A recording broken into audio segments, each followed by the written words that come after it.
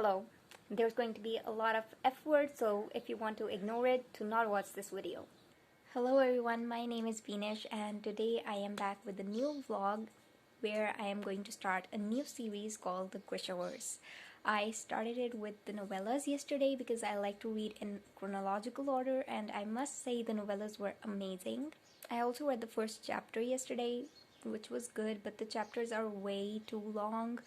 And today when I woke up at around 7, and my first thought was not about eating, it was about reading, and I read for a whole hour. I read from 7 to 8. I finished chapter 2, 3, 4, and then I had my breakfast. Here I am updating all of it, and I just wanted to say that if you have not read Grishaverse, if you are about to start it, if you are rereading it, if you are in the middle of it, and if you just have not read the novellas, I suggest that you do. You read them because they are that good, and I have no idea why people do not read novellas, but you should read them. They are always short or mostly short, and they are always way well written and provide a really good backstory to the original big books. And since I am going to be talking about Grishaverse first book, Shadow and Bone, if you have not read it, I suggest that you do not watch this video to avoid any spoilers. But if you have read it and would like to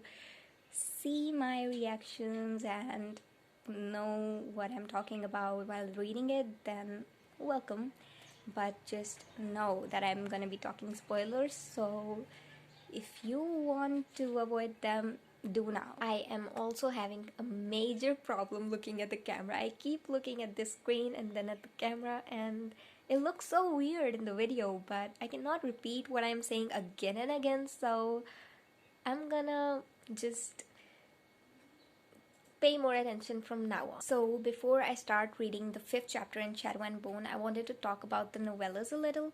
The first novella, The Demon in the Wood, was about the Darkling and when he was young, and I so did not like what that girl did to him. Now I don't know if he will even be able to trust anybody or not, but in Shadow and Bone, so far, I don't really know what he's like, and I don't know. I'd like to get to know, but the chapters are long, we're not getting to know anything, and I'm gonna stop right here because I'm talking about the novellas. And the second novella reminded me of a story that my dad told us when we used to be kids, and it was a story about a goat and how she tells her children that you should not open the door for anybody except for your mother, and you should know that it's your mother by voice and by looking at the feet and stuff.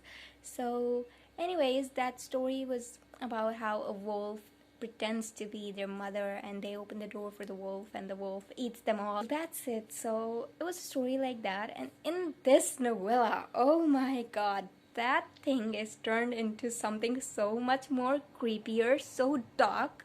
I mean, there was a point that was so bad that I did not even want to read it again. I read it and I was like, whoa, thank god that scene is over. And then there was a scene which I had to read 5 times just to process what just happened, because I cannot believe that really happened. It's so weird that we judge people so soon. And I thought that Karina in the book was really bad. I thought she was super evil and that she should definitely die because she is so bad. But she was the one who was protecting Nadia, or that's what her name is. It is Nadia, I think. So that witch scene, that was like, I have not read the Hansel and Gretel story, but my friend Lilah told me about it, and she shared a short paragraph of that story from Wikipedia, and I got to know what that story is. So it was that you get to the hut and you are so hungry, and then you're fed, and then you're fed so much that you get fat, and then you are the one who gets cooked. So I thought that was also gonna happen because I had heard that story, but I had not known that it was the Hansel and Gretel story. But anyways, that too did not happen, and that witch was super weird. And when she asked, what do you want, and every time she said, come help me stir the pot. I thought, well, this life is way better than that life dealing with Karina and that stupid dad. The dad who did not care about anything else.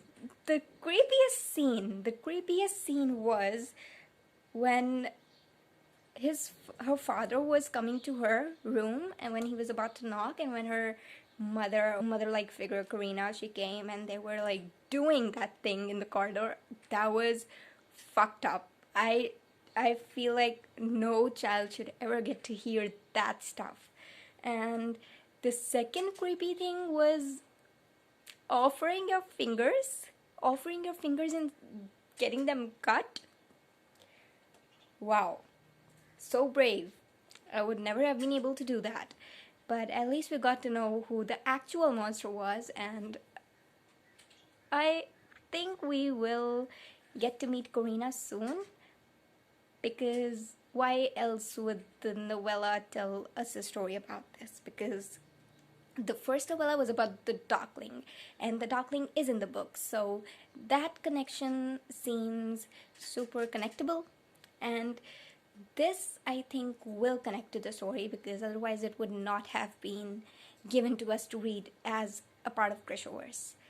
So let's see. Back to Shadow and Bone book. In Shadow and Bone, we get to meet Lilah and Mel, and I like Lilah. I liked Mel too, and I was worried about there being a love triangle, because I so do not like love triangles, and something super weird happens and Lilah just bursts into light, and there's so much light, and everybody starts calling her the sun summoner, and the Darkling is like giving orders to take her to somewhere just so that she's protected, and because if the news goes out and word spreads, then people will be all after her because she has some super cool power. And I like the Darkling so much. I can tell you just now that he is, if he's not already, which I highly doubt, because I think he is. Anyways, he will become one of my new book crushes. So, welcome to the updated list of my favorite book crushes. What's favorite? They're all my favorite. Yes. Wow, so we just got to know what Grisha really are, and the Darkling is 120 years old. Wow, he is cool, he is hot, and he is also 120 years old. So like, he is definitely on one of my latest book crushes list. Yes, he is a living amplifier, means that his teeth can also be very powerful to another Grisha, so I am really curious to know it. Nina woke up and there was some people knocking at her door, and as soon as she unlocked the door and they entered and they were like, just do this, do that, unclothe herself, bathe, and she was like, what is even happening? And I would have reacted the same way if some strangers would have entered my room and told me to just unclothe myself and bathe for like no reason.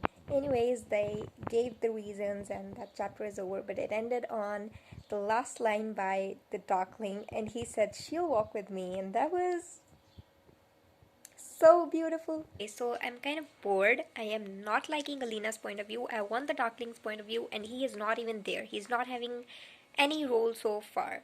And there's only been like 2 conversations between him and Alina, and those 2 conversations were the best thing in the whole book so far. I also like Genya, I don't know how to say her name, but she is so nice. Okay, why is the apparat so creepy? He gave Alina a gift, a book, and while giving that gift also, he was so creepy. He's watching her from the shadows, he's keeping an eye on her. By the way, the name apparat makes me think of apparatus. I don't know why the spellings are so alike, but the pronunciations are so different. Anyways, I just do not have a good feeling about the apparat, however you say it, and I am absolutely in love with the Darkling. Even though I do not know him, I do not know anything about him, his character, his background, nothing. He just looks so good, and then I saw this amazing fan art that I will share. I am in love with it. I am also not getting the deal with Mel. I mean, Alina is writing him letters and he is not responding to any of them. We are being told that he is fine, he is living alright, but maybe he isn't. Because why would he not reply to her? And then there is this tiny spoiler regarding the Heir of Fire book by Sarah J. Maas, and in that book, Ellen Galatinius takes a lot of time, almost more than half the book, to realize her powers and use them. And in this book, this Alina gave me the same vibe. She was holding on to her power, she had buried it deep inside her just so that she would not be parted from Mel, and now that Mel guy is not even responding to her letters. So she reaches for her power and she uses it, and now she's fine. I don't know, I don't get this thing, but I'm glad that she did not take at least more than half the book and that she is at least using her power.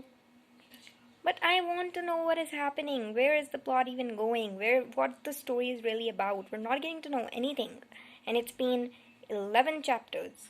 So the Darkling just kissed her. There is no chemistry, no relationship building, nothing. He just kissed her. It seemed so forced, so sudden, so rude.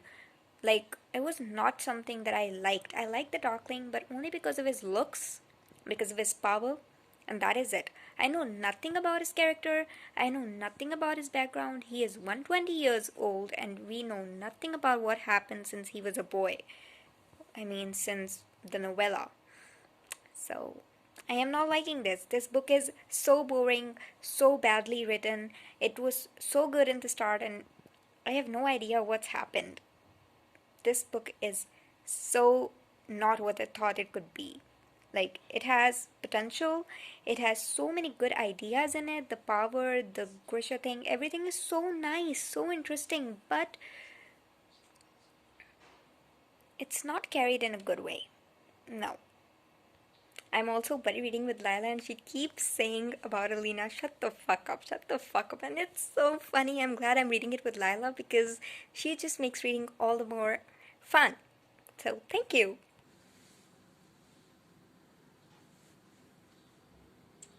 Hello. So, hello. I'm gonna be talking about Shadow and Bone, and I think this is going to be a really long rant. I don't know. My heartbeat is so fast. I want to talk about the book, yet I'm not able to do it. I did not think that this book would be this bad. I am so sorry. I cannot believe that this book is this bad. So, what happened is, I did not sleep last night, so I made a clip saying, hello guys, I am going to sleep because I am sleepy and good night and everything, and I cut that clip because I did not sleep. I stayed up and I have no idea why I could not sleep. I was not sleepy. And I stayed up. I read. I finished the book. I don't know how to start talking about this book. Okay, the first thing that I was absolutely very, very angry about, it was that I just realized that I'm not looking at the camera and that I'm looking at the screen, and I'm now gonna make the whole video looking at the screen. I hope that is not a problem. Yeah. So, the first thing is that the Darkling keeps coming and kissing Alina, as if he can do whatever the fuck he wants. Like, what the fuck? Dude, you cannot just come and go and just kiss anybody you like. You cannot. No. And he does that. He does it. He first kissed her, and that was very sudden, and then he was like, oh, sorry, I did not mean. Okay, you did not mean. Fine. So we have to, like, tell you, oh, dude, it's okay. You did not mean. And then later on, he kisses her again. He's trying to do things to her. All of a sudden, no chemistry, nothing. Do not even get the Darkling's point of view. Why do we not get the Darkling's point of view? Why? I would like to get to know things from his point of view. I would like to get to know what he is thinking, what he is planning, what he wants to do, because he is obviously much more interesting than the protagonist, Alina. I know, I like him because he looks good. He's handsome. I like his shadow power. If you do not know me, and of course you do not know me, well, just know that on this channel, me ranting about all the books by Sarah J. Maas that I have read is going to be a very common thing because I do not like those books at all. I do not like Sarah J. Maas's writing. Nope. And I hate Farah, a character in the book by Sarah J. Maas, and in this book, Lena gave me exactly the same vibes as Farah, and I checked which book was published first, and it seems that this book was published first, but since I have read the A Court of Thorns and Roses book first, I was just comparing it to it. I even stopped at a point. I told myself I will not compare two books. I will so not do that, but it was so alike. So much. I could not ignore it. Anyways, what happens is that after kissing Alina, the Darkling asks her, Alina, can I come to you tonight? As if she is a whore. Honestly, I do not really want to compare, and I'm not comparing. I'm just saying that this book gave me a lot of vibes from characters from the other books. For example, from the Infernal Devices in the first book. I will mention when I'm talking spoilers of that book, so if you have not read it, mute it while I'm talking about it.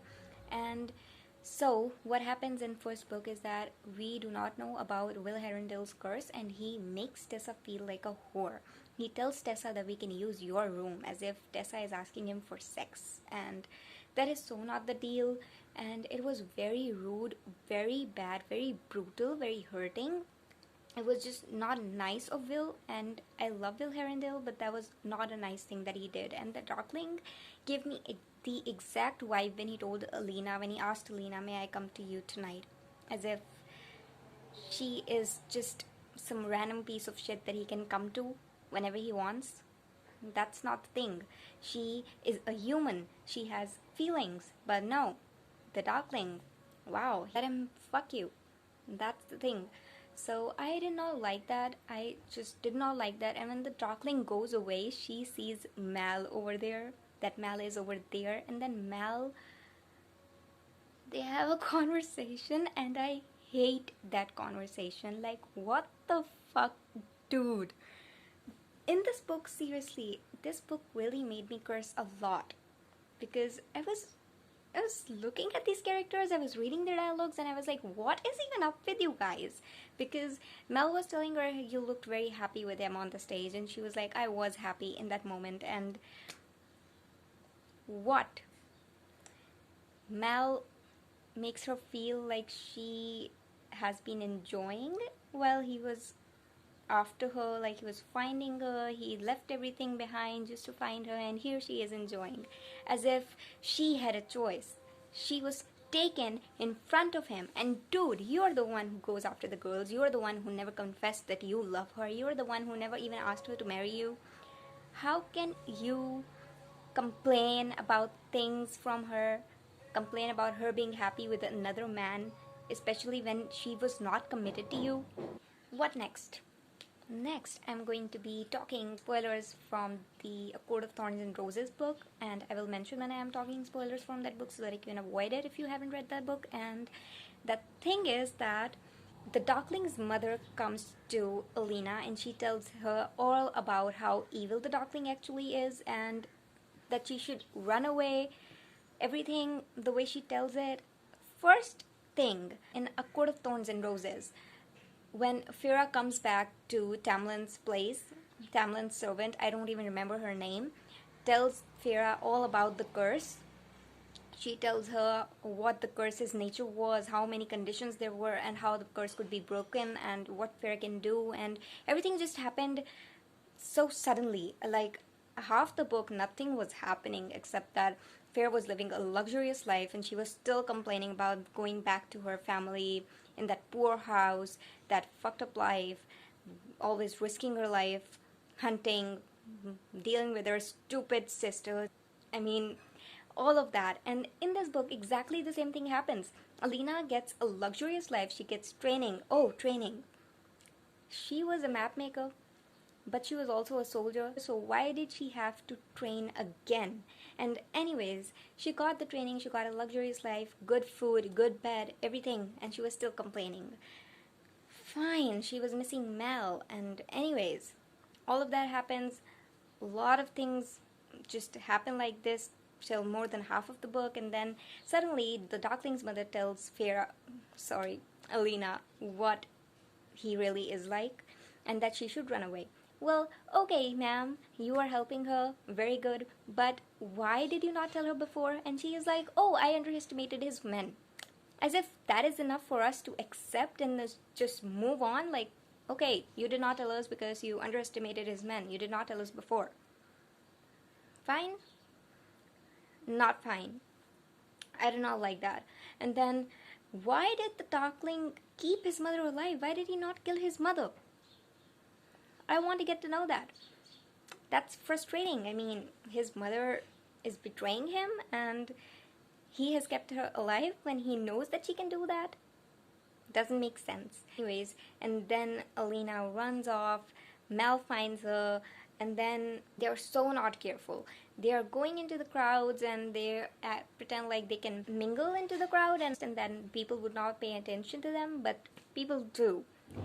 I don't know. I did not like the way the book ended either. I've read some reviews where people say that the whole book was bad, but that they liked the ending. I did not like the ending as well. I just did not like it. I do not get this. What's up with it? The stag gave the Darkling power over Alina, but now Alina realized that she too has power because she has the stag's power somehow. Somehow. I don't know how. Don't know. Just have to go with it because that's what we're getting to read. I do not like Mal. I don't think he's a good love interest. Yes, he did say one line, Alina, I did not see you before, but I see you now. That was a very beautiful line, but dude, that line does not suit you. What kind of a lover are you? I just do not like Alina, but I still think she is way better than Mal, and that Mal does not deserve her. He does so not deserve her. And I really want to see about the Darkling. I want to read more about him because I do not know him. He's just a good guy who randomly kissed her whenever he wanted, and then we got to know that, oh, he is the villain. So villains kiss whenever they want, and villains are dark, and his shadow power justifies why he is the villain. I don't know. I think I'm just ranting. I don't even know what I'm saying at this point, but I really wanted to share all of this stuff because I did not like the way the book ended. She saved Mel, they ran away, the Darkling can somehow find them still. What will they do then? And I don't know. And then I read the novella when I woke up this morning. It was from Jenia's point of view. Like, Jenia knew, and I knew. I thought about it. I thought that maybe I suspected Jenia that she might be hiding something. She's playing along with Darkling's games, and maybe she knew everything, but Alina forgave her in the book, and even in the book when Alina forgave her, I thought, yeah, fine, that scene is over. Jenia was nice, and even though for her reasons what she did, she is forgiven, and I was happy about it. But when I read Jenia's point of view, I like her a lot still for all the scenes that I have read about her in the book, but I like her a bit less after reading the novella from her point of view. I just don't. Anyways, that was my rant and my book talk and my reading vlog on Shadow and Bone and the first 3 novellas, and I hope you guys enjoyed it. I hope I did not offend anybody. There are many people who like this, but I just do not. And the only reason that I'm reading this series is, one, it's a very old series and everyone has read it and people love it, so I want to go for it. And the second is that there's a show coming on Netflix and I wanted to read the books before watching the show, so that's it. And I also have exams, and I'm still having assignments going on, quizzes going on, and I have to plan all my time because I thought I would reread Chain of Gold this month. I would reread the short stories that connected to Chain of Gold, and I would also reread the Clockwork Princess so that I could finish The Infernal Device. Do all of that this month because I have assignments, quizzes, and finals. So wish me luck. I'll probably read the trilogy during my exams because I cannot study if I do not read. I do not know why I have this problem. I was a kid since I'm doing it. I used to hide my books in my course books, and I used to hide and read my books because if I did not read, I would not be able to study. And my parents used to hide all my books, and then I used to hide my books under my pillow and then take out the torch at night and then read it in the torchlight. And that's exactly why I have my specs. And what was I gonna say? Yeah, I was about to say that I'm also really looking forward to Chain of Iron, but I cannot read it as soon as possible because I'll have exams. I think even if I did not have exams, after knowing that Chain of Thorns will not be published at the expected publication date, I don't think I want to read Chain of Iron that soon because how can I wait for more than a year for the sequel? I cannot. I love those books. I love Chain of Gold so much. I just love it, and I can't wait to read Chain of Iron. But I think I'll just put off my reread of Chain of Iron and the short stories that connect to it because I can take my time after my exams and thoroughly enjoy it. Again, hope you guys enjoyed this video, my rant, whatever. I'll write a review soon. I do not really have much to say. All that I wanted to say I've said in this video, and that's it. I'm looking forward to the sequel. I will read the whole trilogy and I will read it during exams, but then after the trilogy, before starting Six of Crows, I will take a short break because I'm just not the kind of person who reads the whole series in one go. I always need to take a break in a series. I always need to read a different book while I'm reading a series so that I can process what happened because so much happens in a series. That's it for today. Let me know what you thought about it, if you were angry about this book or not, if this book made you rant, made you curse. And if you like the Darkling, I really like him. Tell me if you like that fan art of him or if there's any other fan art of him that you like because there is not much of him that I like. This was the only one that I really loved that I shared, and I'll share it again because I like seeing this art. Yes. It's adorable. It's so beautiful. And with that, I'll go. Goodbye and take care.